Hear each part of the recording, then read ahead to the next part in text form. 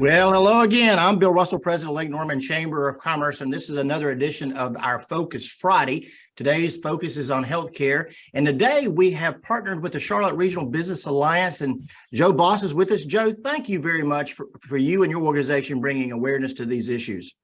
Bill, thank you so much. It's a pleasure to be with you and Speaker Moore, Senator Burgin, and my good friends Elizabeth, Martha Ann, and of course, Jeff Tarte. As you mentioned, I'm Joe Bost with the Charlotte Regional Business Alliance. We're grateful for our partnership with you, Bill, and the Lake Norman Chamber. Just wanted to mention a couple of things about Medicaid expansion in North Carolina as we get started this morning. I know we're going to have a great educational discussion that Jeff's going to lead us in on Medicaid expansion. But back this summer, the Charlotte Regional Business Alliance led a coalition of chambers and business associations representing thousands of businesses across North Carolina, endorsing our support for Medicaid expansion here in North Carolina. So why did our coalition from Asheville to Durham to Raleigh, Winston-Salem, and Wilmington do it? It's good policy for the business community in North Carolina. I'm sure you're going to hear our speakers today discussing the need to close the coverage gap and how that can lead to better labor force participation and worker productivity. But I want to leave you with a powerful stat. If we expand Medicaid in North Carolina, it's projected to drive $2.9 billion in new business and healthcare activity in North Carolina and over 37,000 jobs statewide. That is why the business community in North Carolina supports Medicaid expansion as a policy that leads to greater access to care for individuals and significant positive economic benefits for state and local governments and businesses throughout increased economic activity. Again, Bill, thank you for your partnership. And I'll turn it back over to you. Thank you, Joe. And this is presented by Novant Health Huntersville Medical Center. We have Mike Riley, who is president of the medical center, on the line. And Mike, this is a huge issue for you. Yeah, sure. Thanks, Bill. This is indeed, every month we are happy to sponsor the Focus Friday by the Lake Norman Chamber. It's a fantastic forum that we have, and the topics are always great. You and Jeff always do a great job. This one, you're right, is near and dear to my heart. As we've seen labor markets, the labor force and the cost for that increase dramatically. We've seen travel nursing costs. The average cost of an average travel nurse is triple what we ordinarily pay. That on top of we've seen a 2% decrease in government reimbursement over the last year, which doesn't sound like a lot, but when you're working in single-digit margins, it's significant. So I'm excited about the discussion today. Medicaid expansion is something that is near and dear to our heart, and of course we're wholly in favor of. And I'll kick it back to you, Bill. Thank you, Mike. Our MC today is Jeff Tarte. Jeff Tarte is the former senator from District 41, former Cornelius mayor, and also our public policy chair. And Jeff, you also have a background, a wife who is in healthcare, but thank you for emceeing today's program. I appreciate it, Bill. This morning, we have the pleasure of having four distinguished people who have a great depth in the whole healthcare field and the healthcare industry knowledge set of it.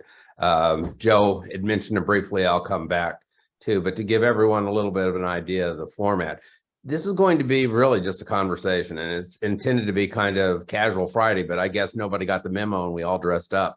So this will be, what I'm going to do is allow each of the speakers to kind of share some opening thoughts about the topic, and then we're going to just jump into questions and conversations, and I'll facilitate it as I tell everybody in my best imitation of Charlie Rose of PBS fame, and we'll just kind of go with the flow and see where the conversation takes us. But the basic intent is just to share a little inside baseball, hopefully, of where we are with Medicaid expansion. We'll probably touch briefly on the topic of certificate of need reform, because they're kind of interlinked a little bit today. But we know it's a super important topic. That's why we decided to co-host with the Charlotte Business Alliance and hopefully folks throughout the state. A lot of you, again, I apologize because I know you can't ask questions, but if you get stuff to us in the future, we'll continue down this pathway on this topic and try to get answers for everyone. What we're going to do then is with the very first panelist guest, I'm going to turn it over to Senator Jim Burgin, who is the chair of the Healthcare Committee. And rather than give deep bios on everybody, most of the folks will know, or you can briefly jump online, but we're going to get into this because we have a lot to cover today. So Senator, I'm going to give you the floor first. Thank you, Jeff. And I want to thank the chamber, and I want to thank the business community, and especially Martha Ann, Elizabeth, and Mr. Speaker. It's always a pleasure to be with you. You know, healthcare, we want healthcare for everybody. I visit facilities all over the state, and I'm concerned about healthcare, but I'm also concerned about the cost. I'm a business guy, so I look at investing money, not spending money. And I want to change healthcare in North Carolina. I want North Carolina to be the #1 state for healthcare, but we've got to do it smart, and we've got to do it economically. And that's why, you know, the Senate made the decision and leadership to go ahead and look at Medicaid expansion now. There's a lot of money on the table. A big concern has always been the big jumps in Medicaid as far as what we would have to reinvest every year. We got that fixed when we went to managed care. So we're having a good leveling out. So now is the time to do it. We think Washington's going to keep doing a push for that. There's only 12 states that don't have Medicaid expansion. So I think now's the time. And I'm really excited about this conversation. Jeff, I'm looking forward to your questions. And also I want to say a minute to something about the hospitals. We continue to be praying for the folks at the hospitals. They've been through a lot. They were out there working all the time when a lot of people were able to work from home. They were still going to work. And we need to thank our hospitals for the services they provided. They've been under a lot of stress, both financially, but their employees more than anything have been under stress. And we've seen that with an estimated 2.5 million people leaving healthcare. So we need to continue to support our hospitals. And I think this is one way we can do it. All right, Senator, thank you very much. The next guest that I'm going to introduce is Martha Ann McConnell. Martha Ann has been basically the center fulcrum for Atrium Health from their government affairs. She knows where all the bodies are buried throughout the state. I had the pleasure to work with her when I served. And Martha Ann, the floor is yours. Thank you, Senator Tarte. And I want to thank the panel for being willing to have this conversation, because sometimes in the heat of session, it's hard to actually have a conversation. It ends up being more of a debate. So this brings joy to me to be able to talk about it. I also want to thank our partners at New Hanover and the General Assembly, and we truly count them as partners. You have stood, you know, with Novant, we've endured a pandemic together.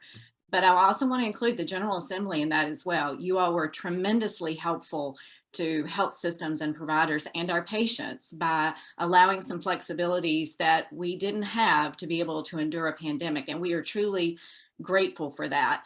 It's not over. And so we need your help. And in this space, it will be really important, because Medicaid expansion means a whole lot to our single adults with behavioral health issues. And that's what we're seeing a tremendous amount of in our emergency rooms right now. So thank you for your continued partnership in that.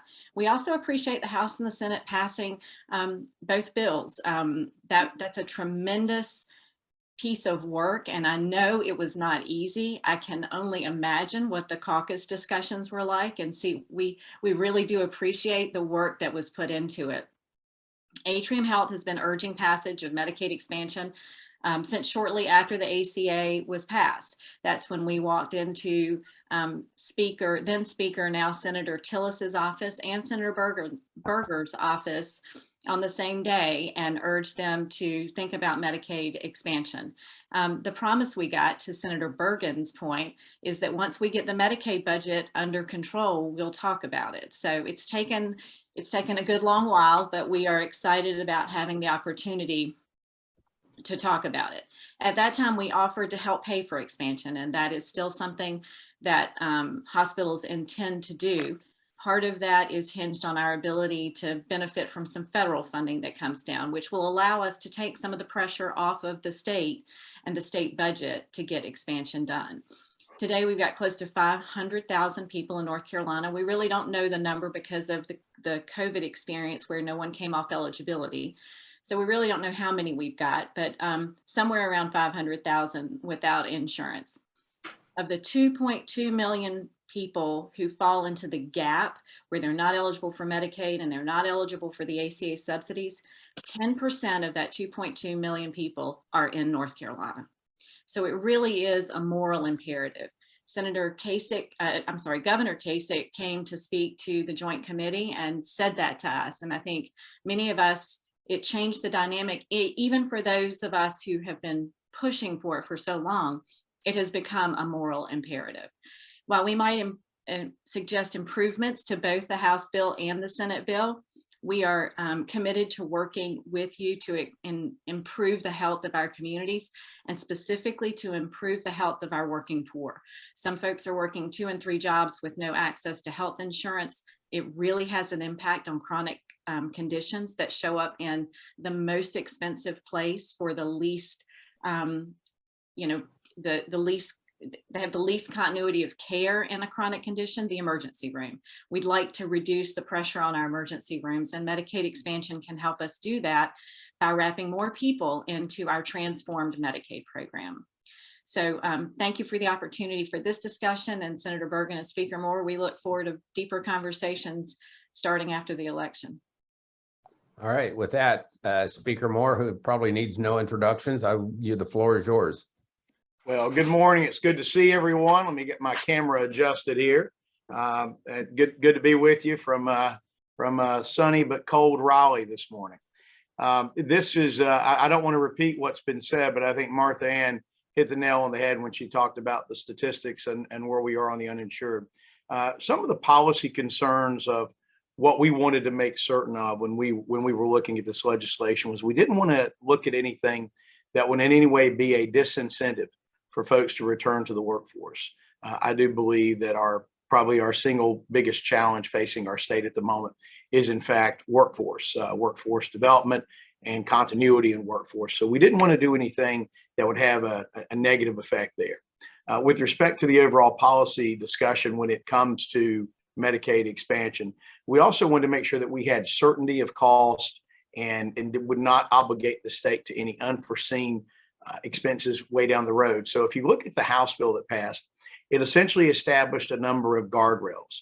It had a cost containment feature. It had a provision in it that talked about encouraging work as much as we could, being mindful of some federal litigation that has limited in some ways an outright work requirement. So we put those in there. We also included the HASP language that would allow the hospitals to recoup those additional federal funds to provide additional revenue there. And we also had a component that was specifically addressed to behavioral health, ensuring, I think we put roughly about $1 billion, as I recall, to a sort of a set aside to deal with rural healthcare issues and with behavioral health. We are seeing the same thing on the behavioral health issues that are affecting not just the medical environment, but also the economic development environment of the community, criminal justice side of thing. You look at it, it's all there. And we know there, for example, there's a need for more behavioral health beds. So we have taken that approach with the expansion bill, done it in a way that we believe is fiscally responsible. We also, a very key component under this additional population, the funding mechanism is 90% federal, 10% state. So we did include in the provision that in the event the federal government were to change that funding method and go to something other than 90-10 and go back to what historically 1/3 that the states would pay, which by the way would be 3 times the cost, right, of what this is projected. That if that happened, then that the extended coverage would go away. So with those parameters in place and those guardrails, which I will tell you, we discussed in advance with the Secretary of Health and Human Services, that we feel comfortable.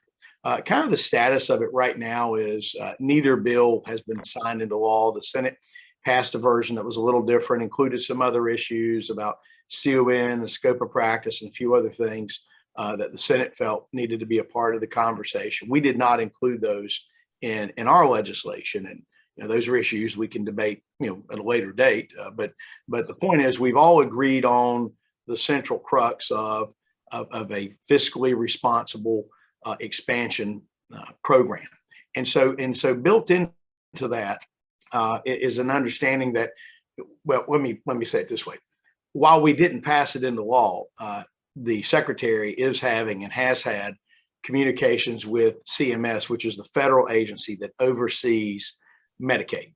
And so we're being updated regularly. And my hope is that, even though it's not there in terms of a passed bill, that the parameters that are going to be included as a part of any expansion bill here will incorporate and would include the provisions that the House included, which are essentially cost containment measures, if you will. So that's, I think that whatever plan is presented to us, or what North Carolina adopts, is in fact going to include those provisions. Those are the representations I received. And I think, frankly, if we don't have those cost containment provisions, either in the bill or as an understanding, this is what the plan is going to be, it would be very difficult to see this bill passing the House. In terms of the other issues, again, those are issues to be dealt with among the chambers. There is a decent amount of daylight between the two bodies on those other matters, and I'm sure reasonable minds will come to an agreement on those things we can, and on those things we can't, save those for another day. All right, Mr. Speaker, thank you very much. So with the opening comments, the last thought gets to go to Elizabeth Outten, who represents as a colleague and counterpart to Martha Ann McConnell at Atrium, who serves in the same role for Novant. So Elizabeth, the floor is yours, and thank you for being here and joining us. Thanks, Jeff. So thank you so much. I think going last, all the good things have been said. So I wholeheartedly agree with all the comments from the senator and Speaker Moore and Martha Ann. I think a couple things to highlight too as we're having this conversation about expansion. First and foremost, for Novant Health, for hospitals across the state, this is about healthcare access. The bottom line here is we want to ensure that our patients have all the access to preventative care that helps them to stay healthy and working and going about their lives, and helps to keep their healthcare costs down. When people get preventative care, it prevents the need for emergent care later. And that emergent care is what's driving up the cost of care. So we really do believe that this expansion proposal is what is vital for North Carolina to ensure healthcare in the future. A few other things that are really important to consider as we're having this conversation. The speaker and Martha Ann both mentioned HASP, so that's the Healthcare Access and Stabilization Program, and those are some federal dollars that'll come down and if passed and enable all of these things to work together and for hospitals really to keep their doors open. The pandemic has really taken a toll on hospitals. The workforce challenges that we're facing have made it very difficult to find nurses and other staff members. The pandemic really exacerbated an issue that we were already seeing prior to the pandemic even starting. And so the cost of labor has gone up in such a significant way, amongst some other challenges post-pandemic, that this is really a difficult time for healthcare. So getting these dollars in at the same time we're expanding Medicaid, and gratefully, hospitals are grateful to be able to help fund that program, is really critical. And so again, it's really all about healthcare access for our patients, and ensuring that we can continue to provide the care that we're providing now in communities across the state, including rural communities. We've seen across the country that 82% of rural hospital closures have come from non-expansion states. And so we want to prevent that statistic from really impacting North Carolina any more than it already has. We've seen 6 rural hospitals close since 2010. We also want to ensure that we're seeing our veterans populations and farmers and others in jobs out there able to stay at work because they're healthy and they have the healthcare coverage that enables that. North Carolina has an enormous veterans population, and often they will absolutely benefit from this expansion proposal. So I'm encouraged by the conversations that have happened. We are grateful to the Senate and the House for the bills that they passed that included this priority. And we're really looking forward to the conversation that we hope will continue into the end of this year so that we can get this issue done in North Carolina and focus on these other issues that are still facing healthcare, behavioral health and workplace violence, and so many things that are impacting our patients and team members. So I'm grateful for the conversation today, and thank you to Senator and the speaker for all of what you're doing to move this across the finish line. All right, so kind of here's how we're going to do. This is a conversation, and as conversations go, we're kind of all sitting around the living room, and this is going to be casual. And therefore, with great due respect to everybody's position and title, we're going to go by first names. It's just going to be a little bit easier to do that. You guys already blew my whole sequence of questions and flow because you raised about 20 other questions from the items. But Jim, I'm going to put you on the spot first, even though I know you just popped off. If you're still there, Yeah, I'm sorry. My phone accidentally went off and it cut me out. No problem. When the president calls, you need to take that phone call. No. So Thank you. So I'm going to start with, I put you on the spot first. And so if you can kind of help us frame, what is the problem, at least in North Carolina, that we're trying to solve with Medicaid expansion? And this corollary to that is, will it really solve that problem? And then everybody else feel free to kind of chime in. Okay. Well, we've got 1.2 million people that aren't insured. We've got 2.7 million people that are currently on Medicaid. If you put in the folks that we haven't been able to take off because of redetermination, and a lot of those folks, 300 to 500,000, maybe more, would actually not be on Medicaid under the current rules if we did a redetermination. And we can't do a redetermination until the DSS removes the public health emergency. So we're kind of in this area right now that if we did do redetermination and pull those folks off and expanded Medicaid, we would kind of be at about the same place as we are right now, I think, at 2.7.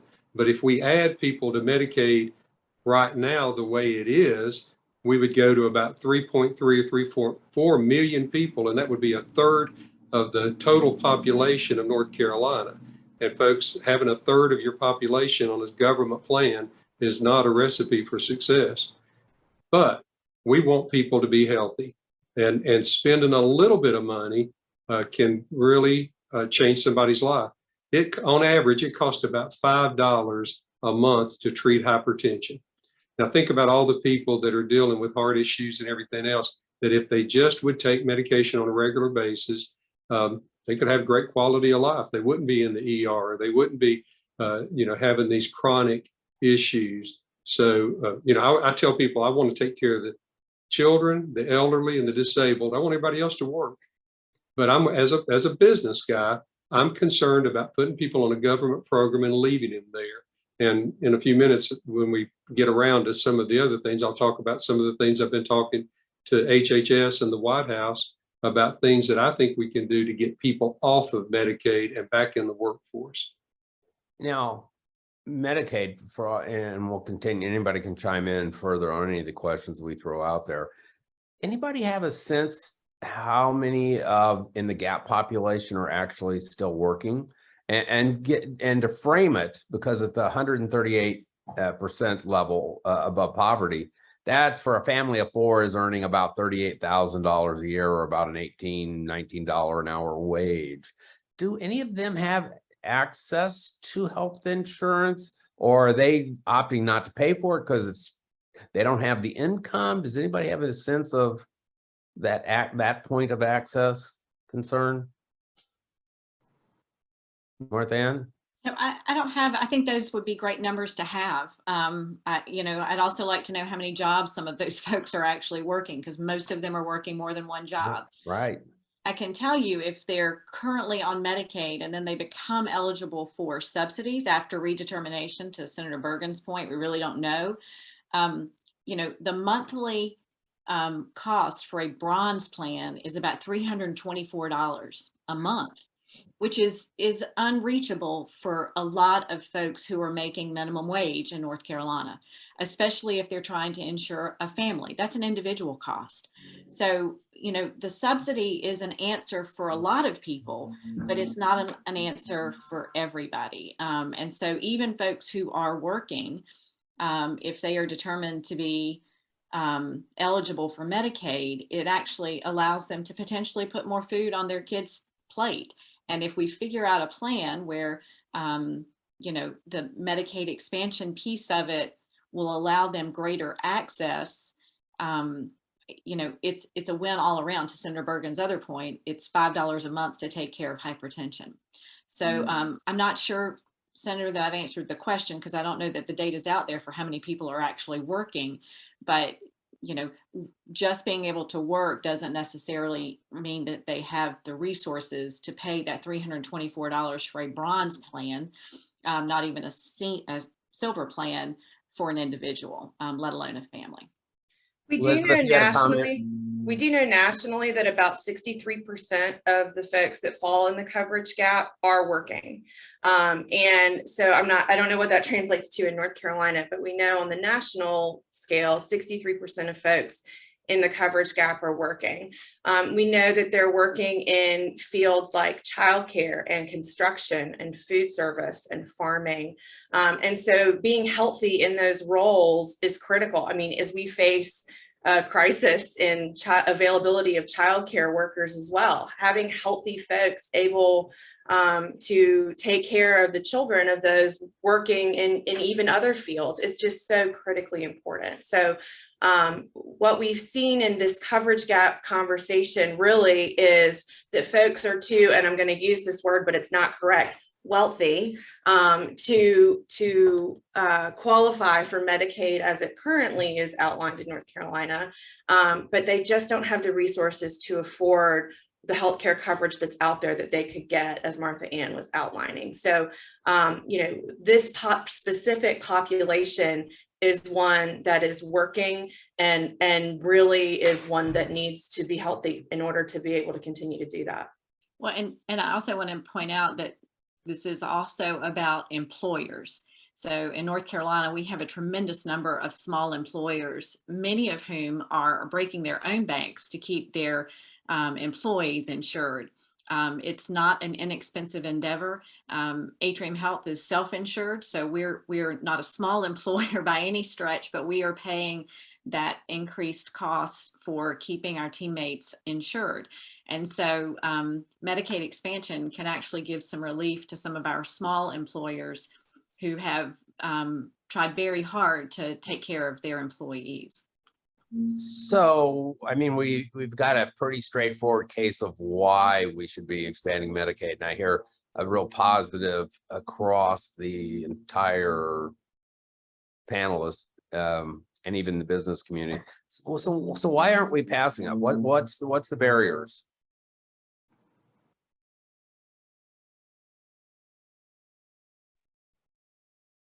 Well, nobody else seemed to wants to jump in, so I'll handle that one. I think we will probably get there. I think where we are is just a difference on some other policy matters, frankly, that have been brought into the conversation, and those are all valid things to be discussed. The scope of practice having to do with licensure of expanding the scope of practice of folks certain in the nursing field, and then there's also the certificate of need issue. I will tell you that the certificate of need issue is something that does need some reform, and it is worth pointing out that last year we did make some reforms that were done in a very, I think, collaborative way. The hospitals, the providers, the insurance folks, everybody really came together with a number of reforms that needed to be made, and so those have been positive. And so I think it's a question of, what reforms can be made that don't have unintended consequences.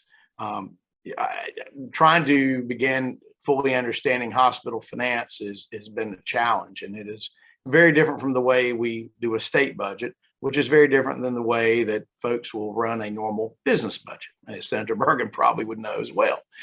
So it is really a challenge to make sure that we don't do anything that's going to hurt access to care. Now, the issues when it comes to availability and access to care are different in an urban area versus a rural area. So let me give you, for example, when we talk about access to care in an urban area, we are talking about the ability to get in and see a doctor. We are talking about that, but we're primarily talking about getting access in terms of having the coverage to be able to get continuity of care. In some of our rural areas, access to care means somebody's had a heart attack. Can they get to a hospital in time before they die, right? I mean, we've got some pretty rural areas of this state. And so the picture of healthcare is not just cookie cutter and one size fits all. And so policy changes that may benefit certain communities could have devastating effects on other communities. So it's a matter of trying to balance that. And since this is the Lake Norman Chamber, I do need to give a shout out to John Bradford. You all are very lucky to have him in the State House representing you. And you should know that he has been very engaged on a number of issues: workforce development, business, the tax environment, the regulatory environment. But he has also been front and center in trying to work through something that makes sense to improve access to care on all of those fronts. And so my commitment is, when you say, why hasn't it passed yet, is to work together in a collaborative way. I'll give you an example. When this bill passed, it passed 102-6, all right? For folks that don't follow the General Assembly, out of 120 members, that's pretty good, particularly on an issue that has been so divisive along those ways. Now, the way we did our first vote was we structured it so that it would lay the groundwork, set out the parameters, and then bring us back in December for a final vote up or down on an expansion plan. So there may be some members who voted for this who may not vote for the plan in December, and there may be some who didn't vote for this one who will vote for a plan in December. Either way, it doesn't matter. There is overwhelming support for an expansion in the House, provided that these the guidelines are in place, the benchmarks are there, and importantly, that the guardrails are there so that we can have cost containment and budget certainty. And one thing I'll say, that Senator Burgin touched on this before, the change to go to the managed care plan from what we had before, where we would come in, and Jeff, you'll remember this when you were serving in the Senate, we would come in with a budget, and we were sometimes staring down $400 million overspending, right? Money that was not budgeted, money that we didn't really have, that was there. And so we had to make a lot of reforms and really clean up a lot of the budgetary mess that many of us inherited a few years ago. And so now that we have that, certainty, now that we have that containment, and in fact, even more people covered, we're in a position where we can have these conversations and move forward. So my prediction is, I do believe something will get passed. I don't know if it will be this year or if it will be next year. I don't know. And we want to get it done right. We want to make sure it's dealt with. So whether we deal with it in December, or, newsflash to a lot of folks, we come back in session in January. So it's not like, December, then we're gone for a long time, but you're talking literally a matter of weeks before the General Assembly is back in. And I would predict, undertake the discussions on the budget in a very, very deliberate and very efficient way. Once we come into session next year, the budget will begin over in the House of Representatives, which means it will come out naturally perfect from this body, go to the Senate for them to mess with. No, we will start the process in a way, and our plan is to move through that expeditiously to see where we are. But we do have these things called elections coming up here in about 19 days. That's going to determine a lot. But my pledge to folks is, if our majority continues, and hopefully our super-majority is obtained, that we're going to continue to work on this issue, and that I think we're going to see very positive results. I mean, look at this isn't on the script of Medicaid, but this is important to note. Think about the mess that is the federal government right now. Think about the absolute, call it a goat rodeo, call it a train wreck, call it a haunted house, whatever you want to call it, that is the federal government right now. And you compare that to where we are in North Carolina. Sure, we've got a lot of challenges, but I'll tell you, our state is solvent. It was ranked by CNBC the best state in the country for business. We have budget surpluses, right? We're sitting on about $4.8 billion, I believe, right now, that's unencumbered. We have some of the lowest taxes now in the country, and things are looking up. People are moving here, and they're moving here for a reason, because they like the way things are getting done. So whatever we do on this issue and so many others, we want to make sure we continue that, and we don't do anything to upset the apple cart and take North Carolina in the wrong direction. All right, so we're going to kind of touch on the financial aspect of this just for a second, and then we'll move on operationally a little bit. Because having served state, municipal levels and so forth, the thing I learned, and you mentioned it, Tim, was budget certainty. Budget predictability is like the first objective and responsibility of an elected official. For a business, you know, you have your primary mission in healthcare, which is taking care of patients and people. But right behind it, it doesn't happen unless you're fiscally responsible and managing a budget. I've heard forecasts that, and I don't know the nature of why, but I've heard that the healthcare industry, and particularly hospitals, are going to be on even more razor thin operating margins than they ever have been. There's a real cost issues that are going on in the industry. So this Medicaid, how do we get budget assistance, if you will, on both sides? So we get the predictability. So, because Martha Ann, in your opening comment, you said we intend to do, which is to pay the 10%, is the plan of the hospitals. How do we ensure that, or are there better options than having the hospitals pick up that 10%? I'd be curious on your guys' thought from that standpoint. But how do we ensure predictability if Medicaid is an entitlement program that's based on hitting eligibility? So as soon as anybody qualifies, they're legally going to enroll. Can we predict that? So to Speaker Moore's point, we've got 75 new families moving into our region every day. And so I don't know that we can predict that. And so thank you, Senator Burgin and Speaker Moore and your peers for helping make that environment rich for economic development, because that benefits hospitals, especially if those new companies bring insured patients with them. But HASP is critical to being able for hospitals to be able to pay for expansion. The transformation effort for Medicaid, that was the goal. That was the reason. Part of the reason is to get budget certainty in the Medicaid budget. So I don't know that we can get certainty as to the volume of patients enrolled. I don't know how you stop that, because even if you keep Medicaid the same as it is, it grows depending on how many people move to North Carolina and how many families come in. So we're, as a growing state, we're going to see a growing Medicaid budget just because of the volume. Adding Medicaid expansion to it actually helps health systems, because that means we don't have more people coming in that we have to write checks for free care. That helps us. Medicaid doesn't pay the full cost generally for what it costs us to take care of a patient. So we're actually losing money on Medicaid patients. It's the right mission. It's who we are as healthcare providers in North Carolina. This state is very lucky that you have so many not-for-profit healthcare systems whose sole purpose is to provide care to whomever walks in the door. So can we find a different way to pay for it? Yeah, I mean, if Speaker Moore and Senator Burgin want to add it to the state budget, the state could pay the 10%, the state share. That could actually come out of the budget. We could potentially spread it a little bit further amongst providers, the PHPs, the prepaid health plans, who are largely for-profit entities in the state, who are the payers for Medicaid now. They're going to assume some of the burden of paying for it as well, we hope.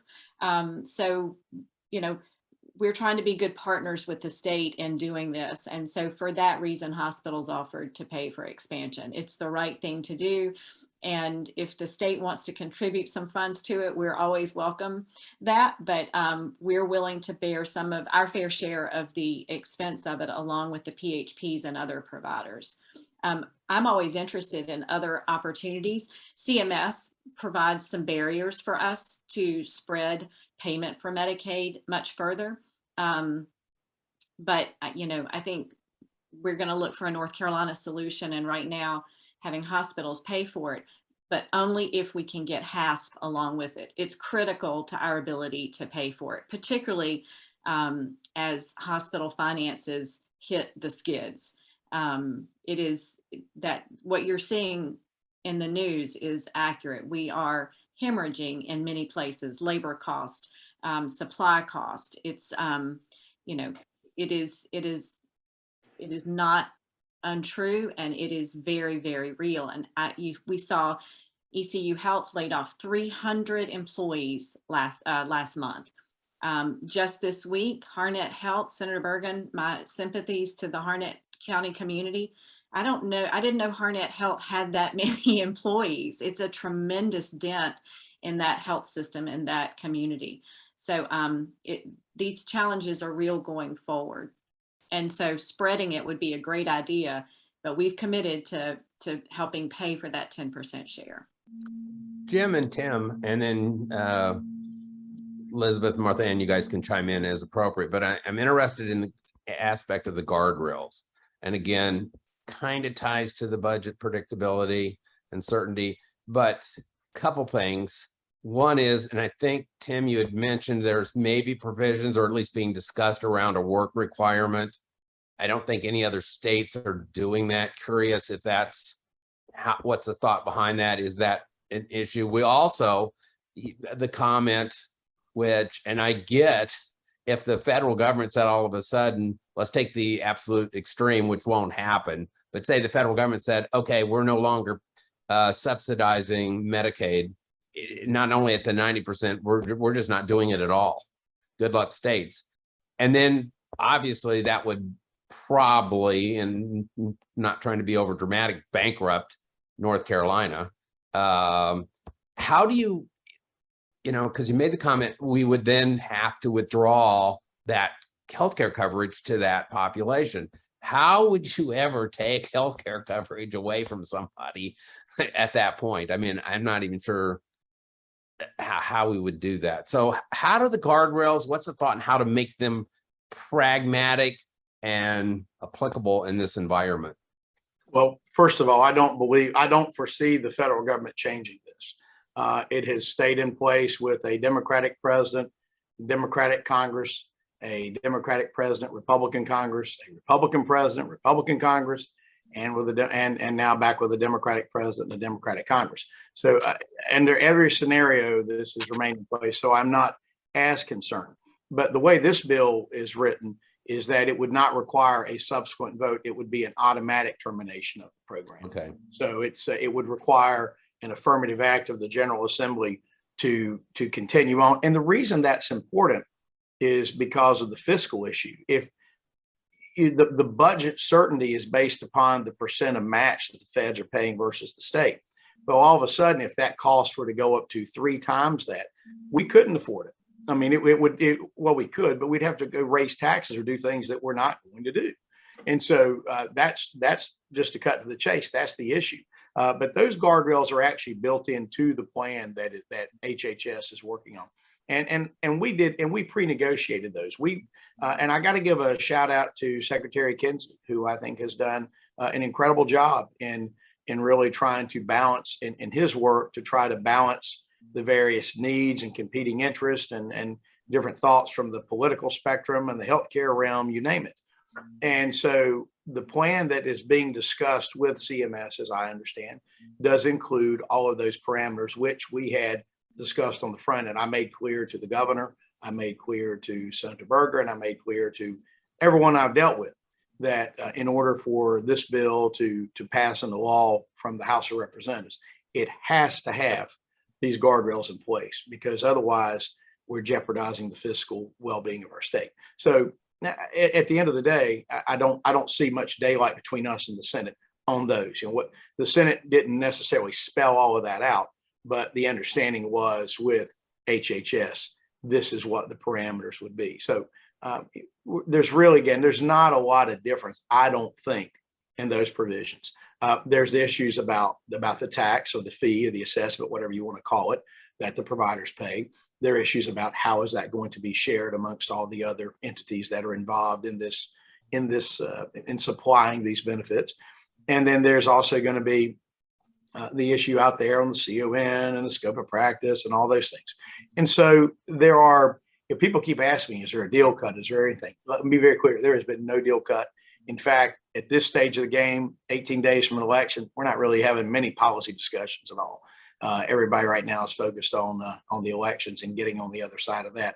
Just like probably everybody on this Zoom call who's tired of getting things in the mail, text on their phone, social media ads, TV commercials, you name it. We always kind of want to get through this. But I am hopeful and I'm very optimistic once we get on the other side that we'll see a way to approach this in a bipartisan way that really does help the state of healthcare in North Carolina. Jim, any Jeff, other? Yeah, Jeff, this Jim. The bill that the Senate passed, 44-2, was an expansion bill. It was not a study bill or anything else. It was an expansion bill, and it's got guardrails in there. And the secretary has to report annually, but there is a wind down. If anything changes from the federal government, it winds down. Now you can say, well, would we ever do that? It's just like I tell people right now, we've given a lot of different folks raises, moving them up to $15 an hour and child care and health care. And we've got something coming up next year where we're going to have to deal with that because it's hard to take a raise away from somebody when you give it to them. So we've got that coming up. But folks, we're right now under managed care, we're spending $370 per member that are on Medicaid right now. So you do the math, it's a huge amount of money. And as far as the hospitals, the HAS is going to bring in about $600 million. And then if you go through and calculate the money they'll be receiving from the additional people going on Medicaid, the hospitals, I think, can do well in this. I think it's going to take a lot of good business savvy to do it. But hospitals are expanding, they're buying each other out, they're merging, they're doing all these things. And I don't think they would be doing that if the hospital business didn't have a bright future.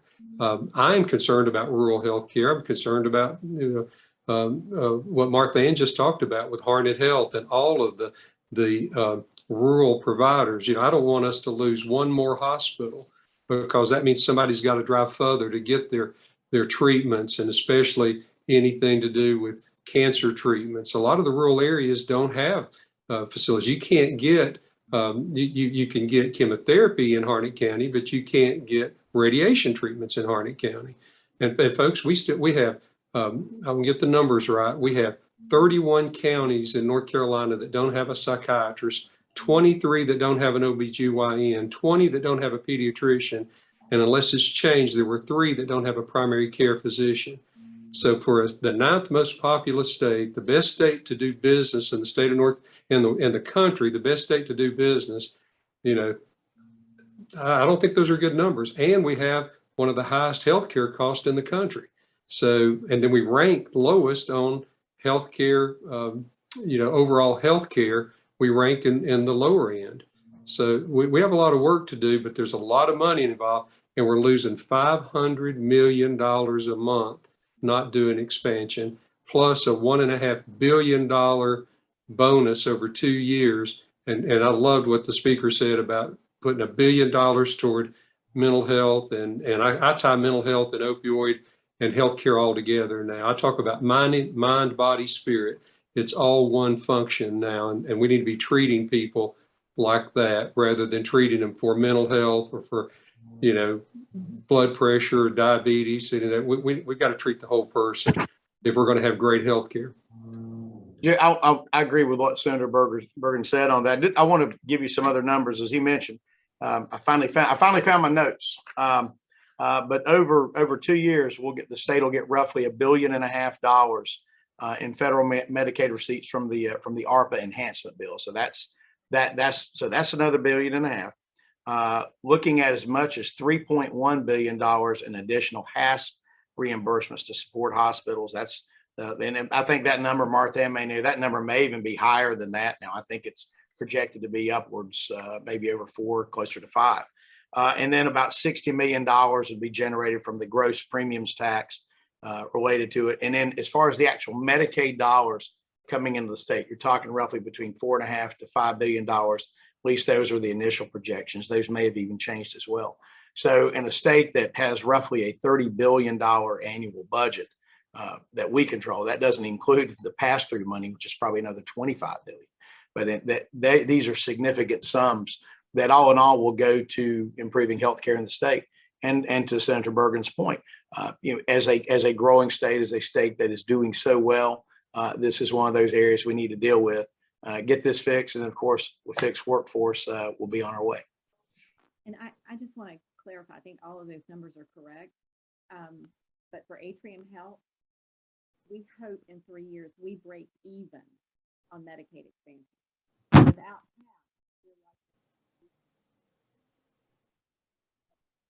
Martha Ann, we're having a hard time hearing. Can't hear. Can't hear you, Martha Ann. better. Yes, yes. So Atrium Health will be lucky in 3 years post-expansion to break even on expansion.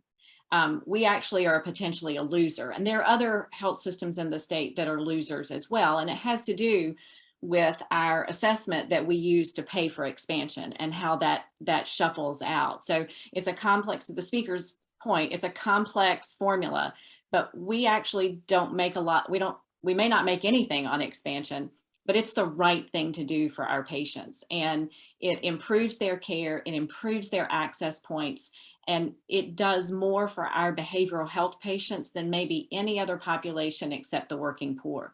So it is one of those boxes we can check, Senator Burgin, to move up the list of where we are ranked for behavioral health and overall health care. So the money is impressive, but the mission is really what your health systems are after.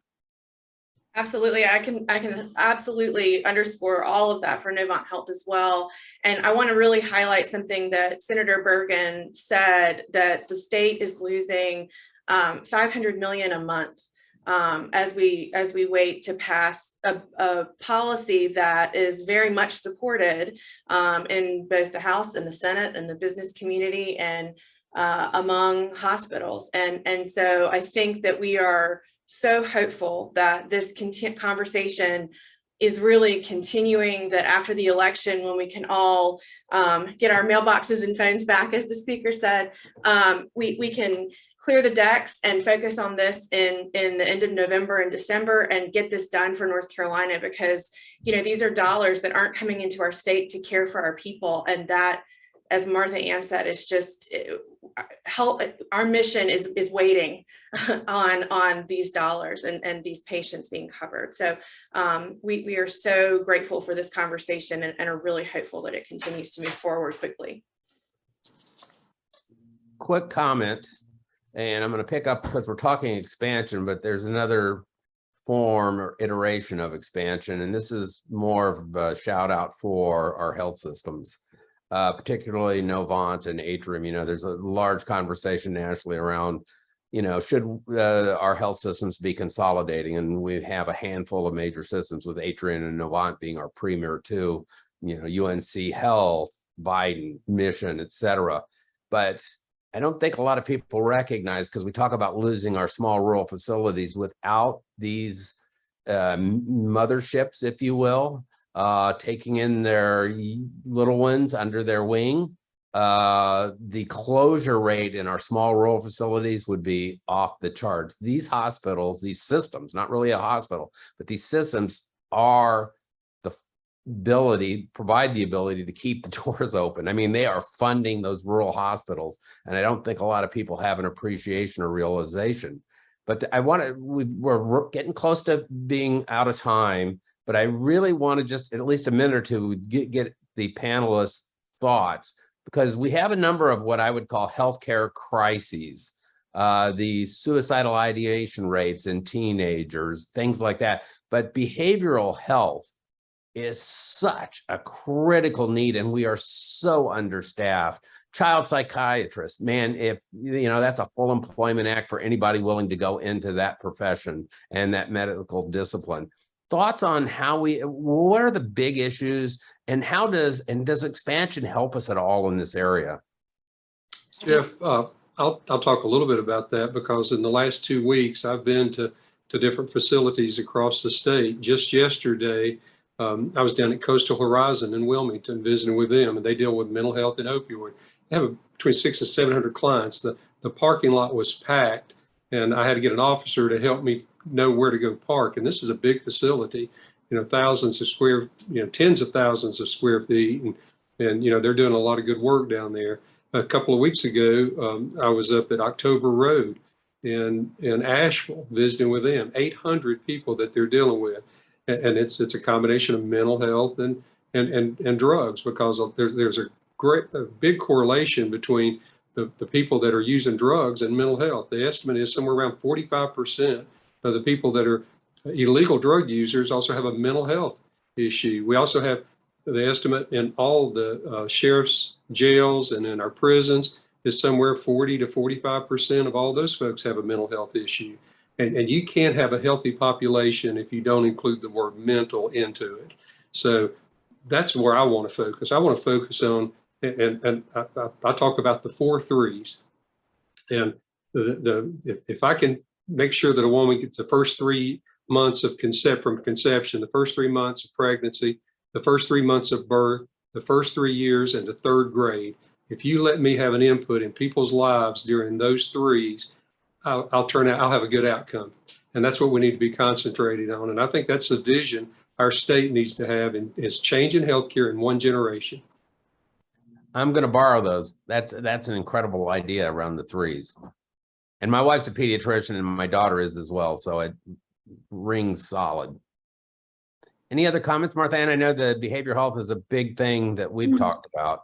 It is, and I think I've talked with the speaker and Senator Burgin about this.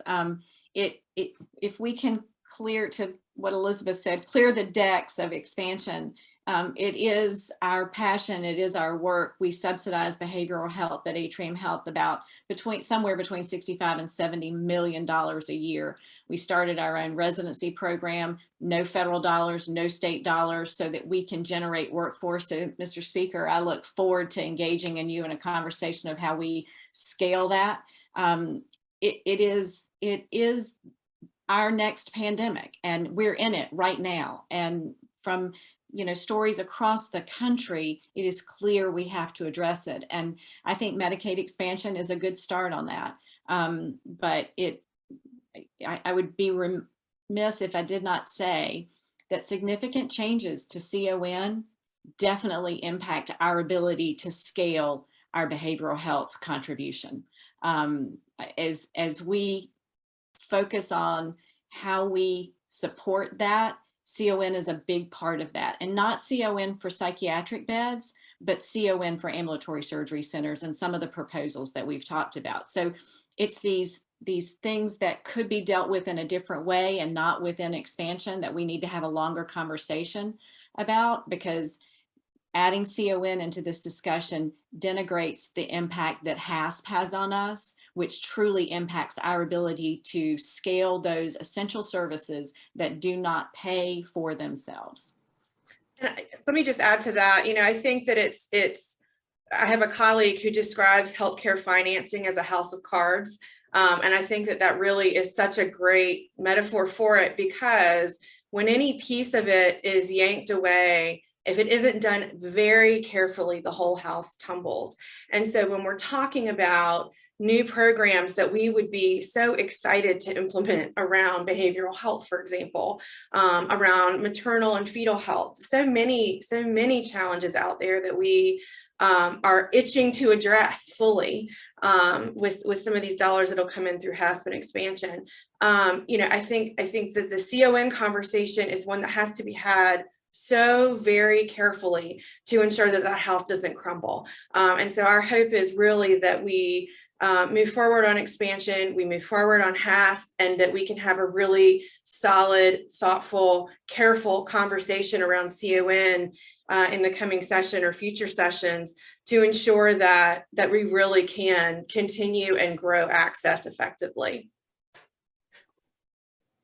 We're running out of time. We never got to CON directly. So our next session, when we all rejoin, what I'd like to do is, in closing, if any of you first, and we'll kind of go around, if you've got anything you would like to share, leave us with today. I really appreciate it. For anything, last comments. So Elizabeth, I'm going to give the floor to you first if you've got anything.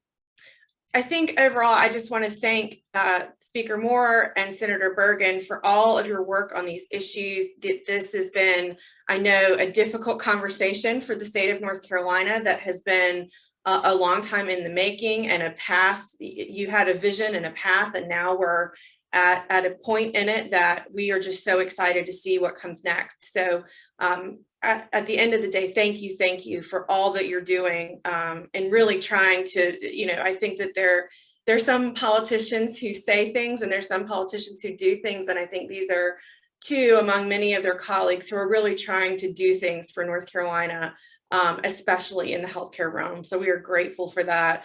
And I think we're also very grateful for our partnership with Atrium Health as well. I mean, we share this vision for what healthcare could be in the Charlotte community and in communities across North Carolina, and are working really hard together with our partners across the state to make these things happen and ensure that the care that we're providing can continue. So just grateful overall for this conversation, and thank you, Jeff, for pulling it together. Of course. Mr. Speaker, the floor is yours if you've got any last thoughts to share.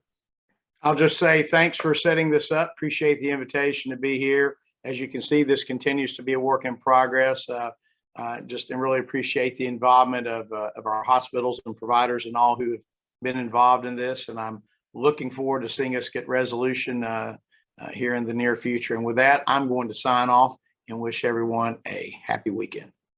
Take care. Thank you, Mr. Speaker. Martha Ann, the floor is yours. Yeah, I would echo all of Elizabeth's comments. I want to thank Senator Burgin for his longtime focus on behavioral health. It's been a passion for him, and we certainly appreciate that focus. We've got a long way to go, I think, in this discussion. I think we feel the pressure of time over 12 years of conversation, and we are grateful for the willingness of members like Senator Burgin or Speaker Moore to engage. I also want to thank the chambers, because that letter of endorsement of Medicaid expansion was not insignificant, and we really appreciate the boldness of that. And we appreciate your care for your members, because this is also about our employers. And as a growing state, we need to make sure that we continue to attract good employers. So I want to thank the chambers as well. All right. And Jim, the last word from the panelists. I just want to thank everybody. I think we need to have a lot more of these kind of discussions, but I think negotiations need to be done in private. And I've encouraged folks, and I continue to encourage folks, to get in a room and talk. I prefer to do it over supper. I even offered one time when the budget was going on, I offered the speaker, Senator Berger, and the governor. I said, y'all go anywhere you want to. I'll pay for dinner, but spend 2.5 hours talking. And I would encourage the NCHA and everybody else involved to do that and get together and talk and figure it out. As far as, I don't even like to call it CON anymore. I don't like to talk about scope. I talk about nurse supervision, and I talk about regulation. And for us to be the 4th most regulated as far as services in the CON, I served on the ship for a number of years. So I was on the part that kept people from doing it. And so I understand it pretty well. And in my studies of it, 95% of the folks that stay engaged in the CON process ultimately get their CON approved, but it cost them about 2 years and $500,000. So we do need to change that. I'm an incrementalist. I believe you change things incrementally, see how they work. So I encourage all of us to keep working on that and love to continue these conversations. Well, we're at the end of our day. A couple quick comments as we wrap up. First of all, with having the 4 of you on the panel demonstrates that we have very thoughtful, intelligent, capable people addressing very, very serious issues that impact all of us every day. And we are blessed to have the 4 of you and people like you willing to do this work. Also want to give a shout out back to Novant. Their ability and their sponsorship of our Focus Fridays gives us the ability to have these kinds of conversations. So thanks to Mike Riley, Carl Armato, and the folks at Novant for doing this. Going forward, we do this on the 3rd Friday of every month. It's something that we have different topics on, but I'm going to leave you with one thought, and I wasn't going to do this, but I'm going to do it anyway, which because I've got the floor. In my background, I had 40 years in healthcare. My wife's a doctor, as I mentioned. My daughter's a doctor. I've had hospital clients in all 50 states and 5 foreign countries. There is no place on the planet that has the quality of clinical care that we provide in the United States. Heads of states from other countries, they come here for their care, and there's a reason that happens. But having been in the industry 40 years, and this is the start of this topic, how we finance, pay for, price, cost, healthcare delivery is unequivocally, completely, and totally broken. It is unsustainable long-term. You can't have families where a person goes into the emergency room and comes out with a $5,000 bill. That's not sustainable. It's unconscionable that we do that to families. And it's not the health system doing that in and of themselves. It's just, there's a lot of things around this. And what I hope we will do with that comment is that we will continue these conversations, and that the chamber, because the business community has been the focus of where we run healthcare coverage and costs through our employers. And they need to be forefront and center of taking care of families, and have been. And so this is a conversation we will continue and bring folks like this together in the future. But you cannot, again, deepest heartfelt thank you to you for taking the time in your busy schedules to spend with us today and talking about this very, very important topic that's been on the forefront. So with that, I will say thank you to everybody. We look forward to seeing you in future Focus Fridays. And again, Bill, thank you for what you do with our chamber, and to Joe, what you do with the Charlotte Alliance. You guys are awesome. So again, everyone have a marvelous weekend, and thank you for joining us. Thank you.